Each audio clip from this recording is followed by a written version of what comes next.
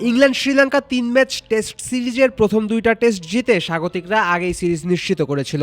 ওপর দিয়ে ভাবলে এ কারণেই দুই দলের মধ্যকার চলমান সিরিজের তৃতীয় টেস্টটাকে খুব একটা অর্থবহ মনে হবে না। কিন্তু হঠাৎ করেই যদি আপনার বিশ্ব টেস্ট চ্যাম্পিয়নশিপের কথা মনে পড়ে যায়, তবেই বুঝবেন ইংল্যান্ড শ্রীলঙ্কার মধ্যকার এই টেস্টও ছিল সমান গুরুত্বপূর্ণ। কেননা এই এক ম্যাচের ফলাফলেই ওলটপালট এসেছে বিশ্ব টেস্ট চ্যাম্পিয়নশিপের পয়েন্ট টেবিলে। তাতে করে এ মৌসুমের চ্যাম্পিয়নশিপ জেতার লড়াই হয়েছে আরও উপভোগ্য।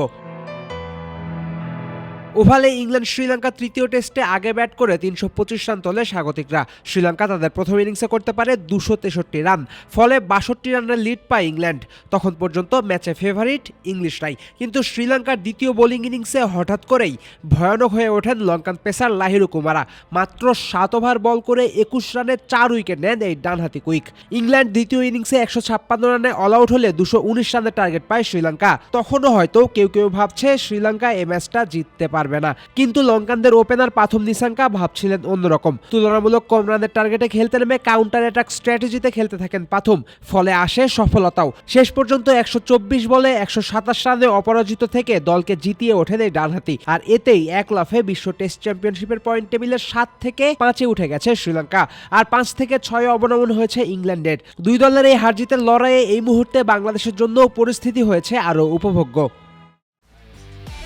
একমাত্র ওয়ালটন এসি দিচ্ছে ১ বছরের রিপ্লেসমেন্ট গ্যারান্টি এবং কম্প্রেসারের ১০ বছরের গ্যারান্টি। প্রত্যাশা অনুযায়ী ইংল্যান্ড এই ম্যাচটা জিততে পারলে বিশ্ব টেস্ট চ্যাম্পিয়নশিপে তাদের পয়েন্ট হতো ৯৩।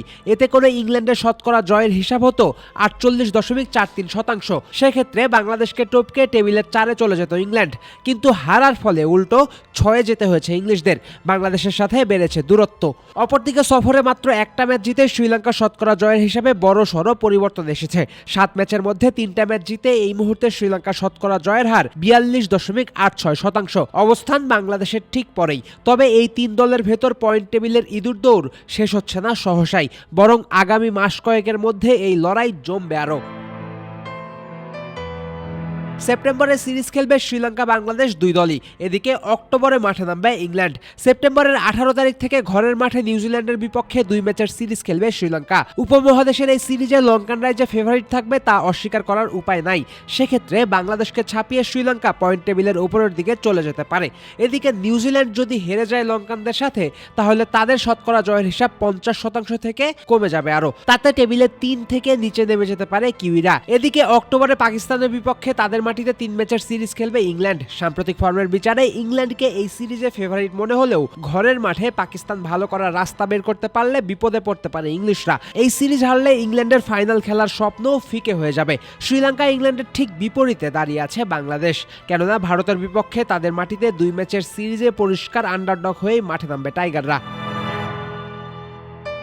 কিন্তু কোনোভাবে স্রোতের বিপরীতে গিয়ে বাংলাদেশ যদি ভারতে একটা ম্যাচ ড্রও করতে পারে, তবুও লাভ আছে টাইগারদের। আর কোনো মতে একটা ম্যাচ যদি জিতে যেতে পারে শান্তর দল, তবে বিশ্ব টেস্ট চ্যাম্পিয়নশিপের পয়েন্ট টেবিলে নিজেদের অবস্থান আরও শক্ত করতে পারবে তারা। মর্যাদার এই টুর্নামেন্টের ফাইনালে যাওয়ার আশা তখন টাইগারদের জন্য আরও সুসংহত হবে। বাংলাদেশ দর্শকরা লর্ডসে ফাইনাল খেলার হিসাব করছে, এমন দিনও বা এসেছিল আর কবে।